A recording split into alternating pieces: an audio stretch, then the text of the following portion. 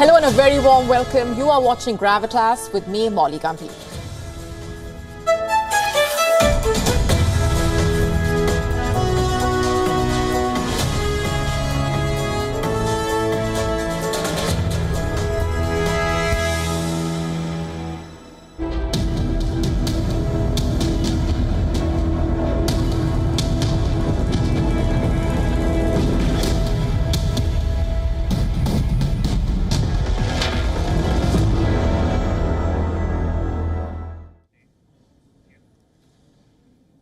Has the Baloch Liberation Army exposed the impotence of the Pakistan Army by successfully damaging Chinese interests and destroying Chinese confidence in Pakistan's military? Are Chinese companies now so terrified that they do not want to work in Pakistan? Has the BLA ended the prospect of further Chinese investments in Pakistan? Just have a look at what's happening. Chinese companies have suspended work on not one, not two, but on 3 dams in Pakistan's Khyber Pakhtunkhwa, the Dasu and Diamer Bhasha dams being the latest. Now, these are major projects, game changers on the course of Pakistan's economic development. Some 991 Chinese engineers were working on these projects. All of them have been told to stop work. Some 6,000 local workers were engaged in these projects too. They have all been asked to stay at home. The Dasu Dam is around 300 kilometers from Islamabad. It is being developed by China Gezuba. The funding is coming from the World Bank, but now this dam is shut. Same with the Tarbela Dam. The Power Construction Corporation of China was overseeing this project. 2,000 local workers now face uncertainty as the Chinese company has suspended operations. For the Diamer Bhasha Dam, the government of Pakistan had signed a 442 billion Pakistani rupees contract in the year 2020. The dam was being constructed by China Power and Frontier Works Organization. They also have suspended operations. Do you know why? Because these Chinese companies are scared. They cannot risk the lives of more Chinese nationals. The Tarbela extension project was supposed to be completed by May 2026. But here as well, work has been put on hold. The only dam China is currently working on in Khyber Pakhtunkhwa is the Mohmand Dam. Some 250 Chinese workers are engaged there. Once completed, this dam is expected to generate 740 megawatts of electricity. But will this project ever see the light of the day, or will it also be forced to shut shop in the light of what's been happening? Earlier this week on Tuesday, an explosive-laden vehicle hit a bus carrying Chinese engineers. The blast killed 5 Chinese engineers. All of them were engaged in the Dasu Dam. They were en route to the dam construction site.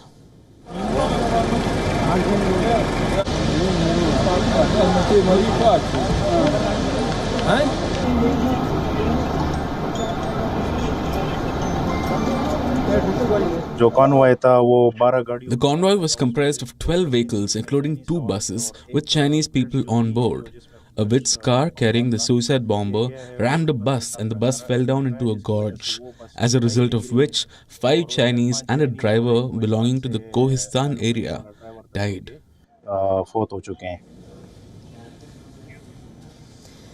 Now, how did China react to this attack?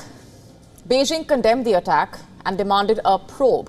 And here's what else the Chinese Foreign Ministry spokesperson said. Let me quote. China and Pakistan are all-weather strategic cooperative partners and ironclad brothers. And China-Pakistan Economic Corridor, CPEC, greatly contributes to the socio-economic development of Pakistan. No attempt to undermine China-Pakistan cooperation will succeed. China opposes all forms of terrorism and firmly supports Pakistan in fighting terrorism. China will work with Pakistan with even stronger commitment to do everything possible to protect the safety and security of Chinese personnel, projects, and institutions in Pakistan. Quote unquote. What explains these project halts then is the question. Also, what explains the fact that China has sent its own investigators to probe the attack? Two things are clear. One, China does not trust Pakistan's security and probe agencies. Number two, China has had enough. Chinese companies are done. What happened early this week was not the first time Chinese nationals working in the Dasu Dam were targeted. In fact, in July 2021, a suicide bomber rammed into a bus ferrying Chinese engineers. At least 9 of them were killed. In August last year, 2 fighters targeted a convoy of 23 Chinese engineers. This was in Gwadar. The attack was foiled. But earlier this week, the Chinese engineers were not so lucky. You see, for some time now, the Chinese have known that they are the targets, that Chinese interests in Pakistan are the target of fighters. But then, to what extent can these fighters really damage Chinese interests and investments in Pakistan? That had been a matter of speculation, but not anymore. Consider this. Between the 16th of March and the 26th of March, there were 5 attacks in Pakistan. 3 of them were in Khyber Pakhtunkhwa, 2 in Balochistan. That's 5 attacks in 10 days. 3 on Chinese interests. 18 people died. 5 of them were Chinese nationals. You see, Pakistan was never safe for any kind of investments. It was never an easy place for doing business, Chinese or not. But things have gone further south since the Taliban returned to Kabul. That was in August 2021. And cut to 2023, there were over 650 attacks in Pakistan that year. The number of people killed, 1,000. Some of these attacks, in fact, were carried out by the ISIS-K, the Islamic State Khorasan. Some attacks were carried out by an organization called TJP, that's Tehreek-e-Jihad Pakistan. And then, of course, you have the TTP, the Tehreek-e-Taliban Pakistan. It has become one of the biggest headaches, in fact, for Pakistan, for Chinese interests in Pakistan, though it is the Baloch fighters who pose a bigger threat. We will tell you why shortly.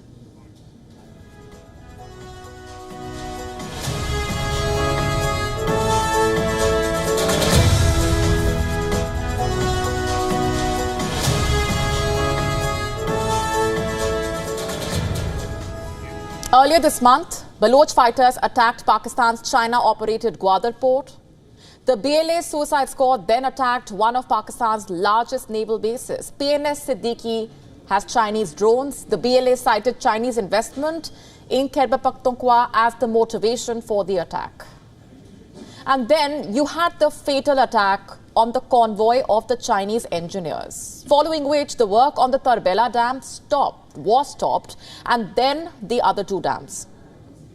You see, there is no 2 ways to see this. And to say this, Pakistan's best friend China has clearly had enough. Chinese companies have realized that Pakistan is bad investment. It's too bad that Chinese companies have poured in billions of dollars in Pakistan through CPEC. $65 billion to be specific. That money is at the mercy of the Baloch suicide squad.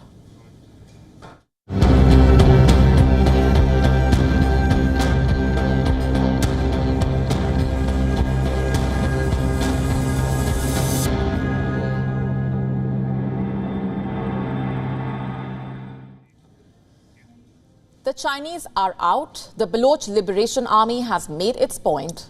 This is exactly what they want. They want the world to know about the economic exploitation, systematic persecution, and the injustice that the Baloch people face at the hands of Pakistani establishment, which is hands in glove with China. But the story begins decades ago. And to understand what fuels the BLA's attacks on Pakistani establishment, you need to basically understand where this group comes from. The Baloch Liberation Army is an ethno-nationalist militant group. Pakistan is home to twin insurgencies, one by Islamists and the other by ethnic militants seeking secession. The BLA belongs to the latter. They are separatist groups seeking freedom from Pakistan. They mostly operate in Pakistan's southwest region of Pakistan, that is Balochistan. The ethnic Baloch are Pakistan's poorest and most underrepresented people. You see, Pakistan was created in 1947. This was from India's Muslim elite who believed that Muslims needed their own country. However, the Baloch and Pashtun ethnic communities did not identify with the idea of religious nationalism. And over time, their reservations evolved into an ethno-nationalist challenge. Up until 1947, Balochistan consisted of multiple chiefdoms, including Makran, Karan and Kalat. The British had feudal allegiance with the tribal chiefs of Kalat, the most powerful of them being Ahmad Yar Khan. And as the British left India, Khan started advocating for an independent Baloch state. Pakistan signed a treaty of friendship with Khan on the 11th of August 1947. However, the British, who were wary of Russian expansionism, wanted Kalat to accede to Pakistan. By October 1947, Pakistan began pushing for accession. On the 17th of March 1948, Pakistan accepted the accession of Kalat's 3 feudatory states, leaving Kalat landlocked with less than half its landmass. Rumours spread that Khan wanted to accede to India, prompting Pakistan's army to move into Balochistan. On March 26, 1948, this triggered an insurgency which remains ongoing. The insurgency is against the so-called unjust behavior of Pakistan towards Balochistan. There have been at least 5 Baloch wars of independence, fought in 1948, 1958 to 59, 1962 to 63, and 1973 to 77. The current one has been ongoing since 2003. These insurgencies have been brutally dealt with by Pakistani forces who have been accused of committing numerous atrocities. So why has the conflict in Balochistan persisted for such a long time? Despite the province's wealth in natural resources, it is the poorest region in Pakistan with a poverty rate of 65%, a figure that significantly surpasses Pakistan's national poverty rate of 39.4%. Moreover, whenever the Baloch people have tried to raise their voices and demand their rights, the Pakistani government has always responded with extreme force. For instance, in December 2023, the Islamabad High Court had reprimanded the Pakistani police for using excessive force against Baloch protesters. The police had used batons and water cannons to disperse Baloch protesters in Islamabad. They had walked all the way from the city of Turbat to Islamabad to protest against the extrajudicial killing of 4 Baloch people by the Pakistani forces. For the Baloch, such protests have become routine over the last 2 decades in the face of enforced disappearances, extrajudicial killings, rights abuses, torture. This is a well-documented fact. Further, the Pakistani government's exploitation of Balochistan's resources has resulted in deep-seated grievances among the Baloch population. The construction of the China-backed Gwadar port in Balochistan in many ways symbolizes the economic injustice that the Baloch people face. Engineers and specialists for this project were hired from Punjab and Sindh provinces. And this is despite extremely high levels of unemployment among the educated Baloch population. One of the primary concerns of the Baloch movement is the feeling of isolation that the local Baloch population experiences as a result of the unequal distribution of their resources. Throughout history, the Balochis have been demanding more power, more autonomy, and complete separation from Pakistan. As the situation stands right now, the bloody insurgencies and the brutal state repression is what fuels the Baloch insurgency. The Baloch Liberation Army is the armed wing of this insurgency. The BLA was formed in 2000 and since then it has taken to violent means. Reports say, in fact, BLA has a cadre strength of about 6,000 spread across the province and in bordering areas of Afghanistan. They have repeatedly targeted not only Pakistan forces but also Chinese infrastructure in the region. They say Pakistan has helped China steal Balochistan's resources. Chinese interests are primarily targeted by the ethnic militants seeking to push China out of the mineral-rich Balochistan. The BLA has been marked as a terror group by Pakistan, the UK, US. Despite Pakistan military's crackdown on them, they remain the most popular militant organization in Balochistan. In fact, the Baloch rebels say they aim to intensify their struggle against the Pakistani government. And if these attacks are any indication, Pakistan has a lot to worry about.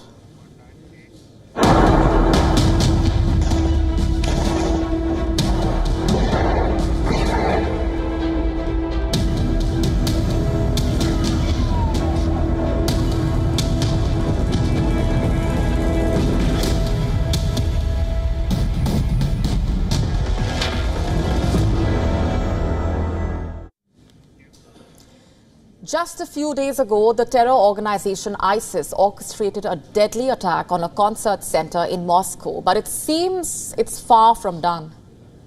And now it has called on its quote-unquote lone wolves. It wants them to carry out a Ramadan massacre of Christians and Jews across the US, Europe and Israel. The message has been sent out by the ISIS spokesperson, Abu Hodefah al-Ansari, via the messaging app Telegram. He has released a 41-minute video saying all kinds of bizarre things. The man has warned that the presence of American troops in Iraq will lead to more attacks from ISIS. He also praised the global expansion of ISIS. And that's not even all. The terror group has also issued a fresh threat to the Russian President, Vladimir Putin. Reports say it is circulating an ominous poster. This poster is directed at Russia and specifically at President Putin. We cannot show the poster to you, but I can tell you what it's like. It features a masked man holding a knife. It says, "Threat to all cruel Russians, including Putin," quote unquote. And below this, the poster says, I'm quoting further, "Be warned, do not think that we do not have the opportunity to avenge our brothers held hostage," quote unquote. Chilling, isn't it? And there's more. I'm quoting further. "With Friday's attack, we showed you that with the permission of God, the Mujahideen of the Islamic State can punish you for your savagery," quote unquote. The poster has been widely circulated by the Iranian media, citing the propaganda network of IS Khorasan al-Azam. It has been widely viewed on Russian Telegram channels. Ex-users have also been posting it. A version of the poster is specifically translated in Russian. You see, it's clear from the message. ISIS is triggered by the arrest of its terrorists in Russia. When the convicts appeared before the court, they were evidently beaten up and tortured. ISIS has not taken this well. And so it has threatened yet another attack. Before the poster, ISIS had also released a graphic video of its attackers firing on the crowd inside the concert hall. These were innocent people who died that day. And ISIS is flaunting this like a badge of honor. Russia has claimed that Ukraine is involved. President Putin has suggested that Kiev may have ordered the attack. Putin says the attackers were apprehended while attempting to flee to Ukraine. Are certain elements in Ukraine encouraging Islamists? Earlier this month, the US Embassy in Moscow had warned Russians that extremists have imminent plans to target large gatherings in Moscow, including concerts. This exact scenario played out just 2 weeks later. Following the attack, US officials said that their intelligence had confirmed that the ISIS was behind the bloodshed. Later, Putin also conceded the same, but still he asserted that the US was just trying to shift the blame away from Ukraine and was serving its own purpose. While the countries point fingers at each other, the truth of the matter is that ISIS terror is increasing alarmingly. ISIS cells are active everywhere, it seems. ISIS spokesperson has called on the group members in Mozambique to carry out double attacks. He has asked terrorists in the Philippines to move operations into major cities. France has also increased its terror threat level to the highest possible level. These are chilling and worrying signs. And just look at what has been happening in India. There have been multiple reports of ISIS modules operating in India. Earlier this month, in fact, Assam Police's Special Task Force apprehended the chief of ISIS in India, Haris Faruqi. He was arrested along with one of his associates, Rehan. Both these terrorists had been on India's National Investigation Agency's most wanted list. The blast in Bengaluru's Rameshwaram temple is also being linked to the ISIS. In January, a 32-year-old from Nashik city was arrested for supporting and funding ISIS. In December, the National Investigation Agency raided 19 locations across 4 states to crack down on the ISIS module in India. 8 agents were arrested over promoting terror and terror-related acts and activities. In the past, jihadi sleeper cells sprung up in West Bengal as well. You see, the ISIS threat has been raising alarm across the world, and now come the ominous warnings of massacre. What will happen next? And that's not all. We have more stories lined up for you on the show tonight. As India heads to the polls in just a few weeks, could China use artificial intelligence to manipulate the voters? Fans troll the wife of a famous Indian cricketer. Why? Because his team delivered a less than stellar performance on the field. We ask, why do wives and girlfriends become the favorite scapegoats? Also on the show for you, if you have hair appointments for this weekend, you should probably put those keratin treatment appointments on hold. We tell you what a study says.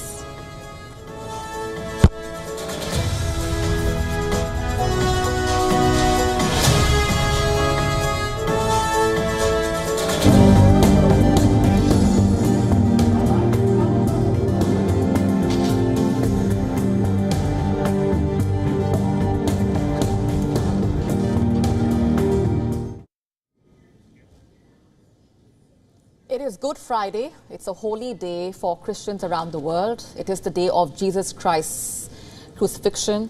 The somber day calls for reflection, and for many, it's also a day to atone for their sins. Take a look at how different countries around the world mark Good Friday.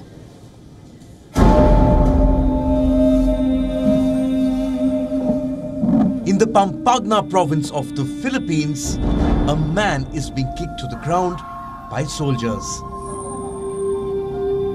Seeing his condition, a woman is inconsolable. Ruben and Ajay and company are enacting the final moments of Jesus Christ's life.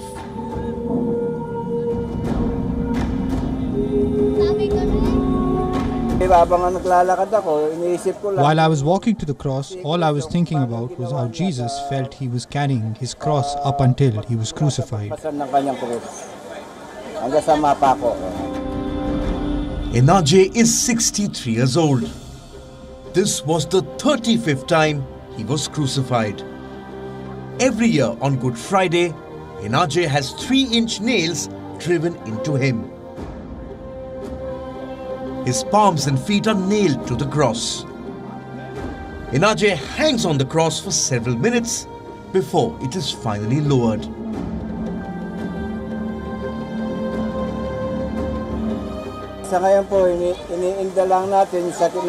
I was enduring the pain in my body. However, I didn't feel any pain in my hands anymore, just all over my body. I can't tell for now for how long I can do this, since my body is also getting old. So I can't say if this will be my last or if I can do it again. It will all depend on my body. 80% of the Philippines population is Roman Catholic. Many of them believe such display of faith will wash away their sins. This morning, Ajay did not hang on the cross alone. Thousands of miles away, the Italian community in Germany too held a traditional Good Friday procession.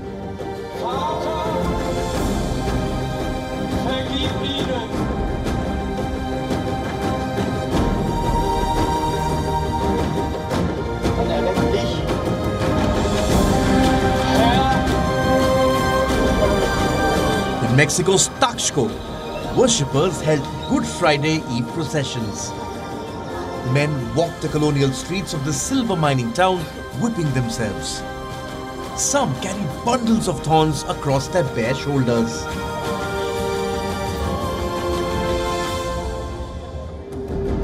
There were also masked women, or encorvadas, meaning hunchbacks, who walked barefooted. Some dragged chains. Some carried crosses and candles.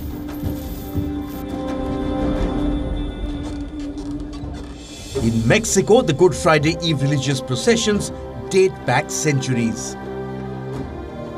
Down under in Sydney, devotees gathered for Good Friday prayers. He does the action.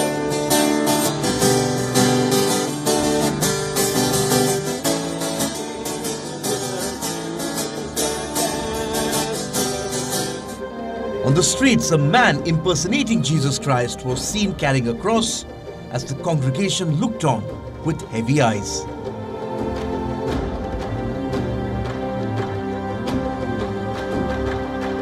In India's Kolkata, Good Friday was marked with processions and prayers.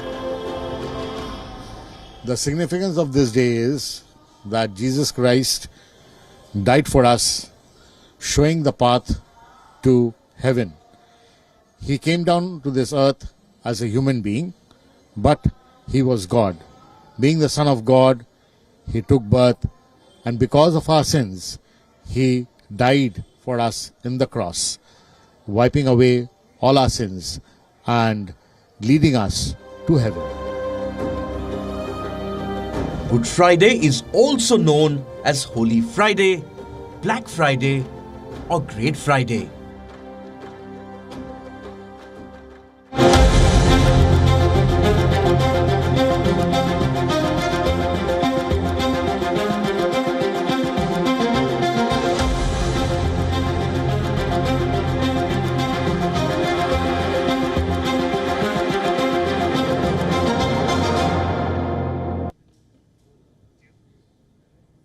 For months, we have been getting you updates on the Israel-Hamas war. But tonight, the story we are getting you is not about the battleground updates or the strategy on either side or the casualties. This story is about a whole new low in the war, a very disturbing low, in fact. So I advise viewer discretion. Let me tell you what this is about. According to a Reuters report, some Israeli soldiers have been putting out posts of themselves. What's the big deal about that, you must be wondering? Wait till you hear the next part. They have been posting these photos and videos of themselves playing with lingerie of Gaza women. Basically, the lingerie found in Palestinian homes. How disgusting, right? In one of the videos, an Israeli soldier in Gaza holds a gun in one hand and is seen dangling underwear with the other hand. According to the Reuters report, there are several posts in which troops are shown displaying lingerie. What does the IDF have to say about the actions of these soldiers then? The Reuters report said the agency sent the details of 8 verified posts on YouTube or Instagram to the IDF, requesting comment. As per the statement sent in response by a spokesperson, the IDF investigates incidents that deviate from the orders and expected values of IDF soldiers, as well as reports of videos uploaded to social networks. It went on to say, and I'm quoting, in cases where suspicion of a criminal offense arises that justifies opening an investigation is opened by the military police. I'm quoting further. It should be clarified that in some of the examined cases, it is concluded that the expression or behavior of the soldiers in the video is inappropriate and it is handled accordingly. As per the report, the IDF declined to say whether it was referring to any of the images highlighted by Reuters or whether any of the soldiers responsible have been disciplined, quote unquote. Let me tell you what Ravina Shamdasani, the UN Human Rights Office spokesperson, has said. According to her, the posting of such images is demeaning to Palestinian women and all women. I could not agree more. That is exactly what this is. These images raise serious concern. They are disturbing. Like I said, the mocking posts bring to light once again the horrific ways in which women are targeted in wars. Why demean women in such a way? Why hold up their personal garments? The answers to these questions are important because the actions of these soldiers in question are alarming and they need to be held accountable. And action must be taken against them. Because at a time when both sides have rejected accusations of sexual violence, such appalling behavior triggers fresh concerns and is a whole new low in the war.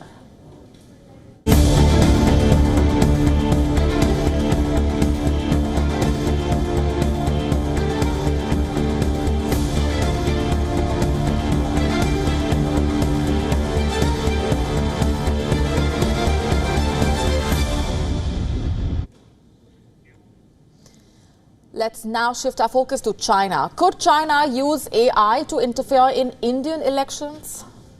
This is not something that we should shrug off. It's a very real possibility. Reports have already suggested China's use of artificial intelligence to manipulate voters in the United States. That's right. Just have a look at the visuals on your screen. This video is AI generated, but that's not what makes it special. What makes it special is that this video touches on very real, very sensitive issues in the United States of America. Have a look.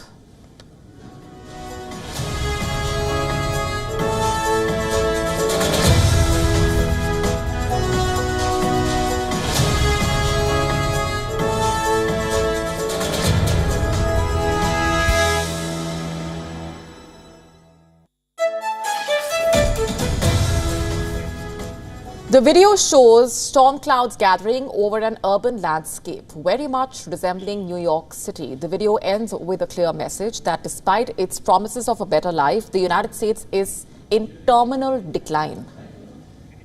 This video, which has been widely circulated on social media, was aired in one of the many segments of the Chinese state broadcaster CGTN. It was broadcast as part of its Fractured America animated series. The other videos in the series use similar titles to deliberately evoke images of a dystopian society with the intention of portraying America in a negative light. Besides their anti-American messages, all these videos share the same AI-generated, hyper-stylized aesthetic and computer-generated audio. It is undeniable that the Fractured America series is just one example of how China is using AI to undermine the US. Analysts say that China is using AI to rile up American voters and stoke divisions in the world's oldest democracy ahead of the presidential elections there. Sure, the Chinese TV series does not attempt to pass itself off as a genuine video, but this is still a clear example of how AI has made it far easier and far cheaper to churn out content. And this is why it sets a dangerous precedent. For long, China has exploited the internet to conduct and influence campaigns overseas. Remember, a decade ago, China's enormous internet troll army, known as Womao, became known for flooding websites with Chinese Communist Party talking points. According to experts, now Beijing's propaganda efforts have turned to big tech platforms like X, formerly Twitter, also Facebook. In fact, in a report last year, Microsoft Threat Analysis Center said AI has made it easier to produce viral content and in some cases more difficult to identify when material has been produced by a state actor. And that's the kicker, because here the evidence is clear that the state is using AI to create an alternative reality to paint its geopolitical rival in poor light. All this in an effort to divide and shape opinion. CGTN is a news channel run by the Chinese government. The fact that they have used these AI videos is proof enough. The CGTN video series, while at times using awkward grammar, echoes the same complaints shared by US citizens on platforms like X, Facebook, TikTok, Instagram, and Reddit. What's common among these websites? These are all websites that are scraped by AI models for training data. But the US is not the only country concerned about the use of AI-generated content, especially during an election year. By the end of 2024, more than 60 countries will have held elections, impacting 2 billion voters worldwide. The US, the UK, India are among them. Reports have suggested that the same Chinese influence network that is trying to manipulate the US elections was posting content about India. This was even before it was seen active in the US. What's more, the accounts used have clear CCP footprint. The goal of the Chinese Communist regime is simple: to amplify disenchantment among citizens in a democratic nation over domestic issues.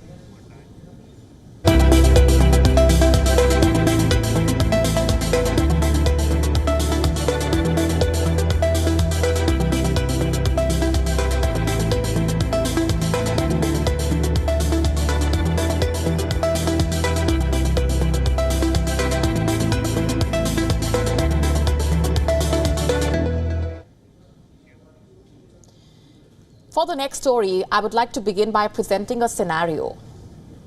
Let's assume that your favorite sports team or player has won all the awards in the best tournament. If this happens, would you praise your favorite athlete or credit their wives and girlfriends? I'm assuming that your answer is the former. So then why do we tend to blame the wives and girlfriends when the player or sports team does not perform well?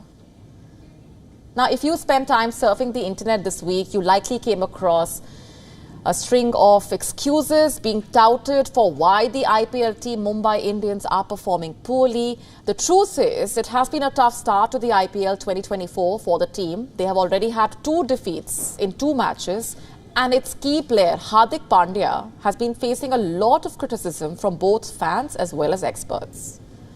But curiously, his wife, Natasha Stankovic, is facing vicious trolling on social media.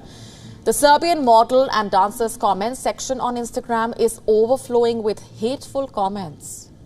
Angry over Hardik's poor performance in these matches, these trolls are bullying her online. Just have a look at these comments.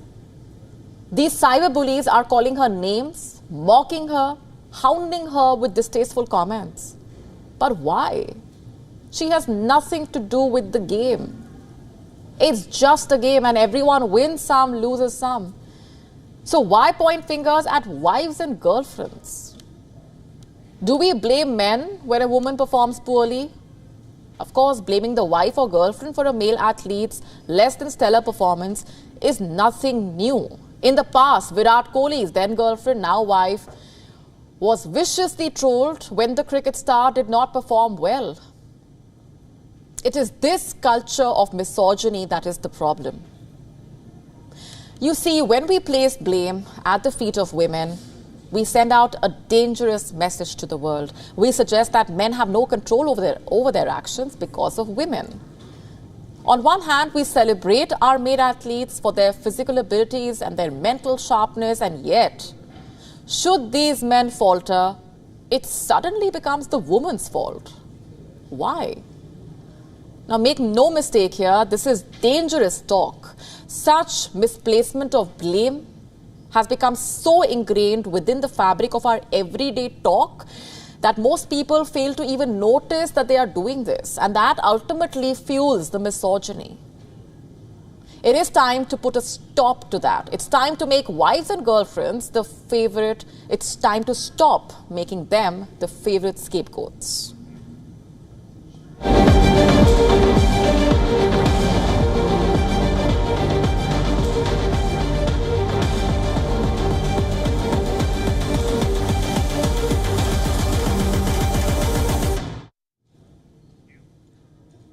And it's official. The British Army has lifted its ban on beards.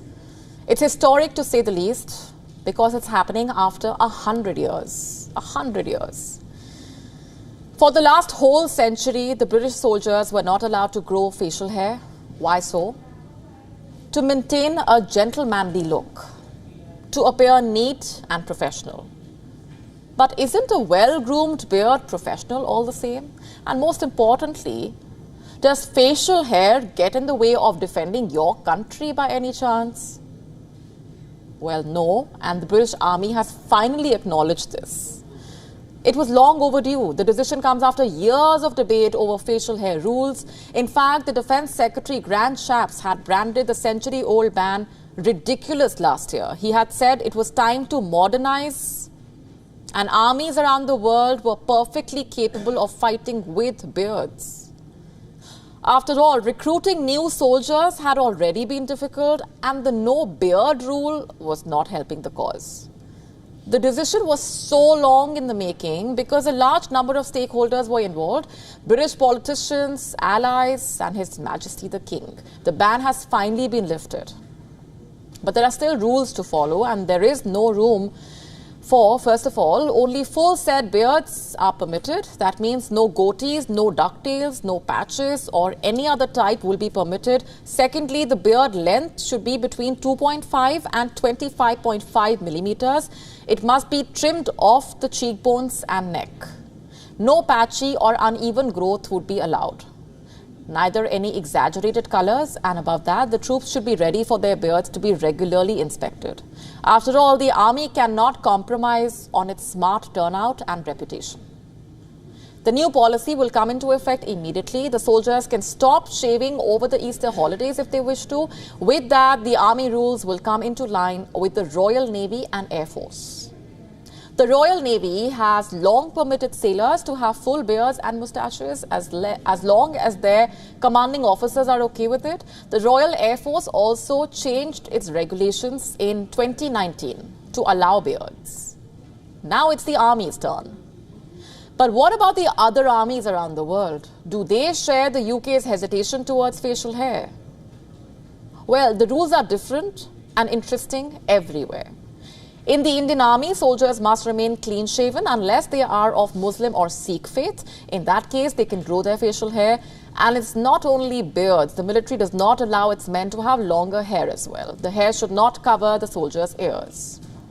The US does not allow beards either, unless for religious reasons. However, the American soldiers can keep moustaches, given that they are neatly trimmed, tapered and tidy and do not cover the upper lip line, extend sideways or draw upwards. Russian soldiers, on the other hand, historically rocked beards, but then the rules were changed and stubbles were done away with. This was during Tsar Peter's time. He asked the troops to shave off their beards in order to look more European. Those who continued to keep theirs were asked to pay a beard tax. It was even mandatory for soldiers, except officers, to keep moustaches. Now the Russian soldiers need to stay clean-shaven. Let me now show you a photo. How many of you have seen this before? I'm guessing almost all of you. This is an iconic image of a sailor kissing a stranger at New York's Times Square. This moment was captured right after the news broke that the Japanese had surrendered to the US in the Second World War. It was the 15th of August 1945. The photo was published a week later in a magazine called Life. This magazine had shot to fame before its iconic photographs capturing major events of the 20th century. This particular photo that came to be known as the VJ Day Kiss was part of a section titled Victory Celebrations. Over the years, this photo became emblematic. The sailor in the photo died in 2019. And long before that, the Life magazine was dead. It was founded in New York City in the year 1883. In the 1900s, the magazine saw a steady decline. In 1936, Time took over Life, a weekly publication. Life became a monthly publication. Life did not survive the turn of the millennium. It ceased to exist in the year 2000. It was then revived. Life became a supplement. That too was not sustainable. And as I speak, the magazine has become a website, more like an online gallery of its photo archives. Why am I telling you this? Because one famous billionaire couple is betting on Life. Jared Kushner's brother, Joshua Kushner, and his supermodel wife, Carly Kloss, are reviving the Life magazine. Bedford Media, which is headed by Kloss and Kushner, is bringing Life back to print. I don't know if you know this, but Joshua Kushner is a venture capitalist. He backs a plethora of companies from Spotify and Instagram to OpenAI and Slack. What is Kushner and Kloss's plan for Life? Bedford Media saying Life will be relaunched as a voice for all generations. We wish the magazine a long life.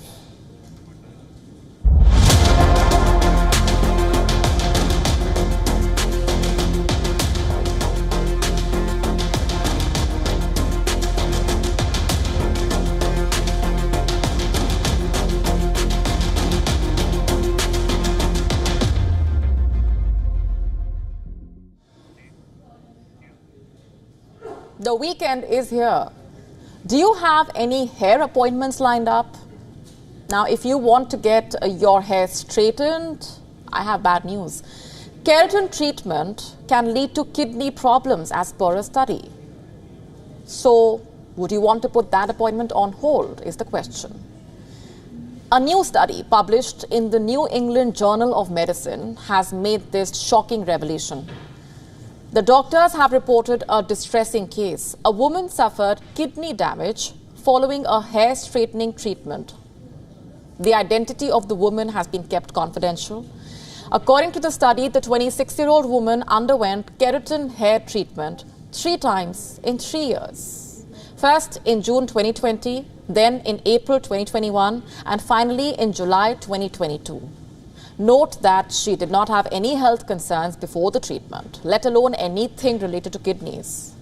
But after each visit to the salon, her health started declining. She would vomit, have diarrhea, and develop fever and an acute back pain. On top of that, she also experienced a burning sensation on her scalp during the treatment. Later on, she developed ulcers on her head. Sounds painful, right? But who would have guessed the treatment would lead to this? After all, thousands of women take keratin treatment. They have been since the 1890s. It's popular among people who wish to have smooth and shiny hair. It involves flattening and straightening the hair to achieve a smooth and sleek appearance. A lot of chemicals are also involved. Upon examination, the doctors observed kidney malfunction. The woman had elevated levels of creatinine in her blood. Also, there was blood in her urine. But here's the catch. A CT scan revealed no signs of infection or blockage in her kidneys. But her symptoms persisted. And at this point, the woman told the doctors about her hair treatment. She was exposed to a straightening cream containing glycolic acid. Doctors suspected that this chemical was responsible for scalp burning and ulceration. There was further investigation, including experiments on mice, and this led the doctors to believe that the acid was absorbed through her skin and subsequently reached her kidneys. And when the chemical broke down, it led to kidney damage. The study identified that the woman's kidney suffered damage due to a condition called oxalate nephropathy. This is a rare disorder. It is characterized by a decrease in kidney function due to accumulation of calcium oxalate crystals in the kidney. The findings strongly suggest that the acid used in hair straightening procedures may be to blame. So beware before opting for it. Consider all the risks and make a smart and informed choice. On that note, it's a wrap on this edition of Gravitas Tonight. This is me, Maudie Gambhir, signing off. Thanks very much for watching. Good night.